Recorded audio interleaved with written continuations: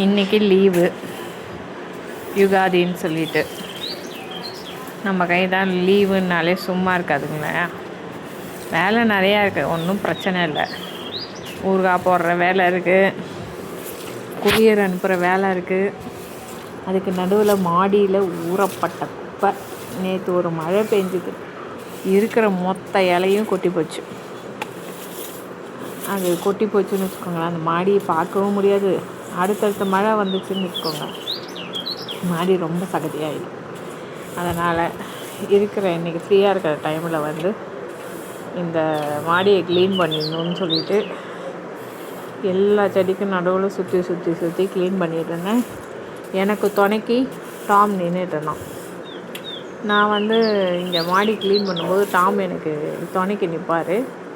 வீட்டை பாதுகாக்கிறதுக்கு ஜெரி கீழே இருப்பார் படிக்கட்டில். மொத்த குப்பையும் எடுத்து முன்னெல்லாம் என்ன பண்ணுவேன், இந்த செடியில் விழுந்த குப்பையெல்லாம் எடுத்து திரும்பி செடிக்கே போடுவேன். இப்போ வந்து செடி ட்ரம் எல்லாமே ஃபுல்லாகிடுச்சு. கொஞ்சம் நாள் ஆகணும் அதெல்லாம் மக்கறதுக்கு. சரி, அதனால் எல்லாத்தையும் பெருக்கி அந்த குப்பை போடுற கவர் இருக்குது பார்த்திங்களா, அதில் எடுத்து போட்டுடலான்னு பெருக்கிட்டுருக்கேன். செடியெல்லாம் நல்லா ஹெல்த்தியாக தான் இருக்காங்க. தண்ணி தான் இன்றைக்கி விடணும். எனக்கும் கொஞ்சம் வேலை இருக்குது, நிறைய வேலை. கொஞ்சம் வேலை இல்லை, நிறைய வேலையாகவே இருக்குது. ஊறுகாயெல்லாம் போட்டு கொரியர் அனுப்புகிற வேலை இருக்குது. ஸோ இதை முடிச்சுட்டு போய் தான் அது பண்ணணும்.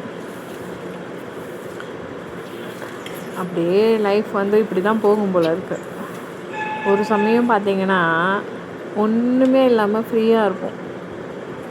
யூடியூபே வந்து நான் சும்மா ஒரு இதுக்காக தான் ஆரம்பித்தேன். எல்லா வீடியோவும் போடலாம், டாம் ஜெரி வீடியோ, குக்கிங் எல்லா வீடியோவும் போடலான்னு தான் ஆரம்பித்தேன். ஆனால் வந்து என்னாச்சுன்னா வந்து எங்கள் டாம் ஜெரி வீடியோ வச்சே நான் வந்து முகம் காட்டுறதுக்கு யோசிச்சுக்கிட்டே ரொம்ப நாளாக வீடியோ போடலை. அப்புறமேட்டு சரி முகம் காட்டி தான் போடுவோம், என்ன ஆச்சு அப்படின்னு சொல்லிட்டு முகம் காட்டி போட ஆரம்பித்தேன். டெரஸ் கார்டன் போடுவோம், கார்டனை சுற்றி போடுவோம். டெய்லி நீங்கள் வந்து ஷார்ட்ஸ் வீடியோவில் பார்ப்பீங்க. டெய்லி நடக்கிற பூக்கிறது, காய் இருக்கிறத தான் நான் வந்து எடுத்து போடுறேன். எனக்கும் அந்த வீடியோலாம் எடுத்து போடும்போது ஒரு ஹாப்பியாக இருக்கும். நீங்கள் பார்க்குற உங்களுக்கெல்லாம் வந்து நல்லா இருந்ததுன்னா லைக் பண்ணுவீங்க, இல்லை உங்களுக்கு சாட்டிஸ்ஃபேக்ஷன் இல்லைன்னா வீடியோ பார்த்துட்டு தான் போவீங்க. அப்படி தானே நம்ம இது இருக்கும். ஆனால் இந்த செடியை வந்து ஒரு செடியை வச்சுட்டு அது வந்து வளர்க்குறது ரொம்ப கஷ்டம்தான். ஆனால் ஃபஸ்ட்டு வச்சுட்டு அதுக்கப்புறம் கரெக்டாக தண்ணி விடணும். அப்புறம் ஒரு 2 மாதம் ஆயிடுச்சுன்னு வச்சுக்கோங்க, அதுக்கு கொஞ்சம் உரம் போட்டிங்கன்னா தான் அந்த செடி வளரும். நீங்கள் வந்து லிக்விட் உரமாக கொடுக்கணுன்னா அரிசி வாஷ் பண்ண தண்ணி இருக்குது பார்த்திங்களா, அது புளிக்க வச்சு கொடுத்திங்கன்னா இன்னும் நல்லா குட் பாக்டீரியாலாம் வந்து செடி இன்னும் நல்லா வளரும். இல்லை எனக்கு அதுக்கெலாம் டைம் இல்லை அப்படின்னு சொன்னிங்கன்னா டெய்லி வாஷ் பண்ணுற தண்ணியை கொண்டு போய் செடிக்கு ஊற்றினாலே போகும். அப்புறம் காய்கறி கட் பண்ணுறீங்கல்ல, அதெல்லாம் அந்த செடி வேர்கிட்ட கொஞ்சம் மண் எடுத்துகிட்டு பள்ளம் மாதிரி எடுத்துகிட்டு அதில் போட்டு அந்த மண்ணை போட்டு மூடிட்டிங்கனாலே போகிறோம், அந்த செடி நல்லா ஹெல்த்தியாக வரும்.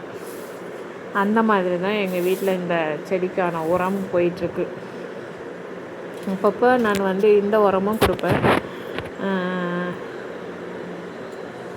இந்த மண்புழு உரமும் கொடுப்பேன். சில சமயம் வந்து இந்த மாதிரி அரிசி வாஷ் பண்ண தண்ணி, காய்கறி உரம் தான் நிறைய டைம் கொடுக்கறது. அப்புறம் உங்களுக்கு ஒரு வெங்காயம்லாம் விற்கிறாங்க பார்த்தீங்களா, அந்த வெங்காயம் விற்கிறவங்க அந்த தோலை வந்து மூட்டை கட்டி தூக்கி போட்டுருவாங்க.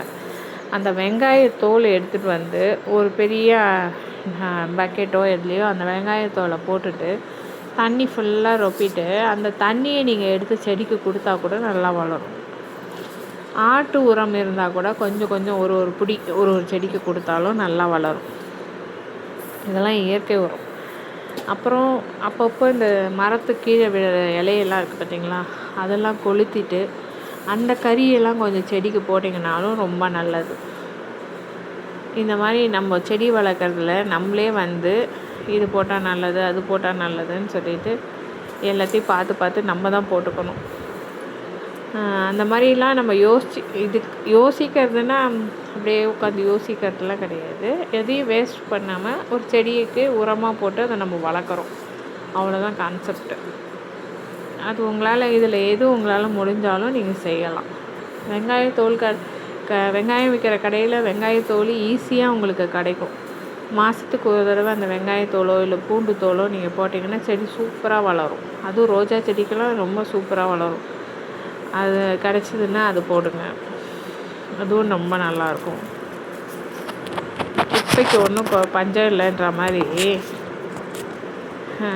ஃபுல்லாக வந்து குப்பை சேர்ந்து கிடக்குது. நேற்று ஒரே ஒரு நாள் மழை பெஞ்சிருக்கு.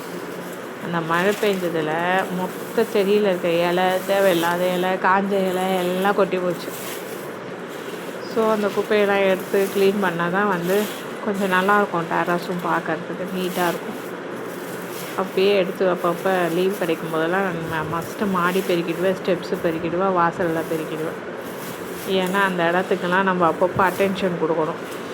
இல்லைன்னா ஊறப்பட்ட குப்பையாகிடும், பார்க்குறதுக்கும் நல்லா இருக்காது, ஒரு மாதிரி அசிங்கமாக இருக்கும். இப்போயே இந்த முல்லை செடியெல்லாம் நல்லா இருக்குது. ஆனால் அந்த பக்கம் இருக்குது பார்த்திங்களா, சந்தனமல்லி லெஃப்ட் சைடு, அதில் வந்து ஏதோ பூச்சி, வெள்ளை பூச்சி வந்த மாதிரி இருக்குது. அதையே கட் பண்ணோன்னா அது ஒரு பெரிய குப்பை சேரும். அதை எடுத்து போகிறதுக்கு கொஞ்சம் டைம் ஆகும். அதனால் வந்து எந்த செடியும் கட் பண்ணலை இப்போதைக்கு. அவங்க போடுற குப்பையை மட்டும் எடுத்து போட்டுட்ருக்கோம்.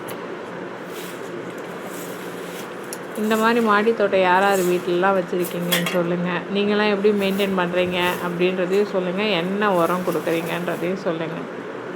நான் போன ரோஜா தோட்டம், நிறைய ரோஜா தோட்டத்தில் வீடியோ எடுத்து போட்டிருக்கேன். அந்த ரோஜா தோட்டத்தில் தான் அந்த டிஏபின்ற உரம் தான் கொடுக்குறாங்க. ஃபஸ்ட்டு ஸ்டார்ட் பண்ணும்போது மாட்டுக்கு சாணம் போடுவாங்களாம். அதுக்கப்புறம் பூவெலாம் நல்லா பெருசாக பூக்கணுன்னு அந்த டிஏபி உரம் தான் கொடுக்குறாங்கன்னு சொன்னாங்க. அந்த மாதிரி என்னென்ன உரம் கொடுக்குறீங்க, உங்களோட டிப்ஸ் எனக்கு ஈஸியாக இருந்ததுன்னா அதை கூட எடுத்து யூஸ் பண்ணிக்கலாம். அதுக்கு தான் கேட்குறேன்.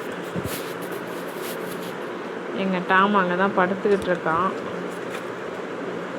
எனக்கு துணைக்கு. ஜெரி வந்து கீழே இருக்கான் படிக்கட்டில் வீட்டுக்கு துணைக்கு. ஏன்னா நான் மாடிக்கு வந்த டைமில் வீட்டை யாராவது தூக்கிட்டு போயிட்டாங்கன்னா என்ன பண்ணுறது? அதனால் அவர் வீட்டை பத்திரமா பார்த்துக்கிறாராம். இவர் என்னை பத்திரமா பார்த்துக்கிறாராம். என்னை பத்திரமா பார்த்துக்கிறத விட வந்து இந்த குப்பையெல்லாம் எடுத்துட்டாங்களே, நம்மளால் இப்படி காலை வச்சு குறைன்னு கிளற முடியேன்னு ஒரு வருத்தம் அவனுக்கும் இருக்கும். அதனால தான் ஃபீல் பண்ணி அங்கே படுத்துட்ருப்பானா இருக்கும். நீங்களே பாருங்கள், போன வாரம் பெருக்கின வீடியோ கூட நான் போட்டிருக்கேன். ஒரு வாரத்தில் எவ்வளோ குப்பைன்னு நீங்களே பாருங்கள். இவ்வளோ குப்பை ஒரு வாரத்துக்கு. அதாவது நம்மக்கிட்ட எது நிறைய சேருதோ இல்லையோ குப்பை மட்டும் நிறைய சேர்ந்துடும். அந்த அளவுக்கு குப்பை வரும். வெளியில் மரத்துக்கு கீழே விழுற இலையெல்லாம் அப்பப்போ பெருக்கி கொளுத்திடுவேன். அந்த கொளுத்தினதை எடுத்து செடிக்கே போட்டுருவேன். அதுவும் ஒரு சத்து தானே. அதனால்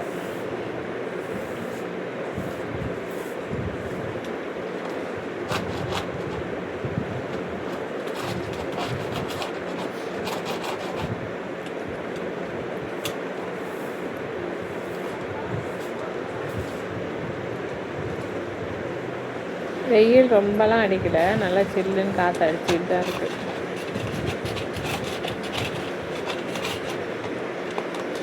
கிளைமேட்டும் நல்லா சில்லுன்னு தான் இருக்குது. வெயில் அடிக்கிற மாதிரி தெரியும். நேற்று பாருங்கள், மழை பெஞ்சதுக்கு பயங்கர குளிர் வந்துடுச்சு நைட்டெல்லாம்.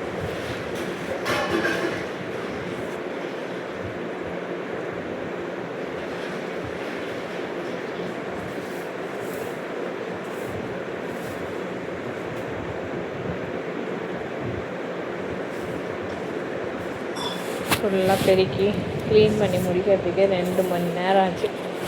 2 மணி நேரம் வந்து ஒரு மாடி பெருக்கிறதுக்கு, குப்பையெல்லாம் எடுத்து போடுறதுக்கு ஆகுது. உங்கள் வீட்டில் யார் யார் வீட்டில் மாடி தோட்டம் இருக்குது, நீங்களாம் எப்படி மெயின்டைன் பண்ணுறீங்க, என்ன உரம் கொடுக்குறீங்க, என்னென்ன பிளான்ட் வச்சுருக்கீங்க, அதெல்லாம் எனக்கு சொல்லுங்கள். நானும் கற்றுப்பேன்ல உங்கள்கிட்டேருந்து.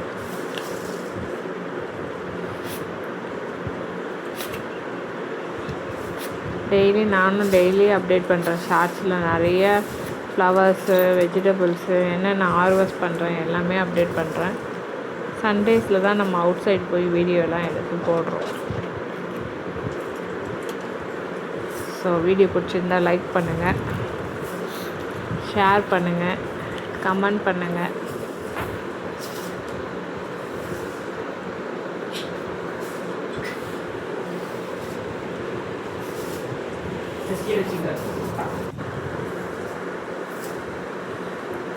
அந்த நம்ம காலையில் போய் எடுக்கிற வீடியோ இருக்குது பார்த்தீங்களா, நிறைய பேர்ட்ஸ் வந்து கத்திகிட்ருக்கும் கீக்கின்ட்டு. அப்போ ஒரு நல்ல காற்றும் அடிக்கும், கிளைமேட்டும் நல்லாயிருக்கும், வெயிலெலாம் அப்போ வந்திருக்காது. உங்களுக்கு மாடியில் ஒரு 10 நிமிஷம் ஆனாலும் ஒரு ரவுண்டு சுற்றி வந்தீங்கன்னா எல்லா செடியுமே நான் டெய்லி செக் பண்ணுவேன். அதில் ஏதாவது சேஞ்சஸ் இருக்கா, பூச்சி வந்திருக்கா அப்படின்னு. இந்த மாவு பூச்சி மாதிரியெல்லாம் வரும்போது அதிலே ஒரு இலையை எடுத்து அந்த மாவு பூச்செல்லாம் நல்லா ஃபுல்லாக க்ளீன் பண்ணிட்டு தண்ணி ஊற்றி விட்ருவேன். நான் மாவு பூச்சை இப்படி தான் அழிச்சிட்ருக்கேன். செடியில் எப்போல்லாம் மாவு பூச்சி ஏதாவது வந்துட்டுன்னா உடனே வந்து ஒரு இலையை பிச்சு அதுலேயே அந்த ஸ்டெம்லேயே வந்து அதை ஃபுல்லாக கிளியர் பண்ணிவிட்டு தண்ணி ஊற்றி நல்லா வாஷ் பண்ணி விட்டுடுவேன். அப்படி தான் நான் மாவு பூச்சி கிளியர் ஆகுது. எனக்கு மாவு பூச்சியும் அவ்வளோவா வரதில்லைன்னு வச்சுக்கோங்க. ஆனால் லாஸ்ட் டைம் வந்து இந்த சேஞ்சிங் ரோஸ் செடியில் பார்த்திங்கன்னா கொஞ்சம் மாவு பூச்சி வந்துருந்தது. அதிலே ஒரு இலையை பிச்சு எல்லாத்தையும் க்ளீன் பண்ணிவிட்டு தண்ணி ஊற்றி வாஷ் பண்ணிவிட்டு விட்டுட்டேன். அதுக்கப்புறம் எதுவும் இல்லை, நடுவில் இப்போ எங்கேயும் இல்லை. கத்திரிக்காயெல்லாம் கூட காய்ச்சிட்டு தான் இருக்குது. இப்போயும் ஒரு காய் 2 காய் அந்த மாதிரி காய்ச்சிட்டு தான் இருக்குது. சேஞ்சிங் ரோஸு டெய்லி ஒரு பூ 2 பூ அப்படியே பூக்குது. பன்னீர் ரோஸும் பூக்குது. இப்போ தான் வந்து செரி பழம் வந்து நிறைய பூ வச்சுருக்கு, நிறைய பிஞ்சு வச்சுருக்கு. அடுத்தடுத்த வீடியோவில் அந்த வீடியோவும் பார்ப்பீங்க. அதே மாதிரி மல்பரி நிறைய பூ பூத்துருக்கு, நிறைய காய் காய்ச்சிருக்கு. அந்த காயெல்லாம் ஒரு மாதிரி டார்க் க்ரீன்லேருந்து லைட்டு க்ரீனுக்கு வந்தால் தான் ஸ்வீட்டாக இருக்கும். அந்த ஸ்வீட்டை வந்து உங்களுக்கு சொன்னால் தான் புரியும். அந்த மாதிரி வந்து இருக்கும்.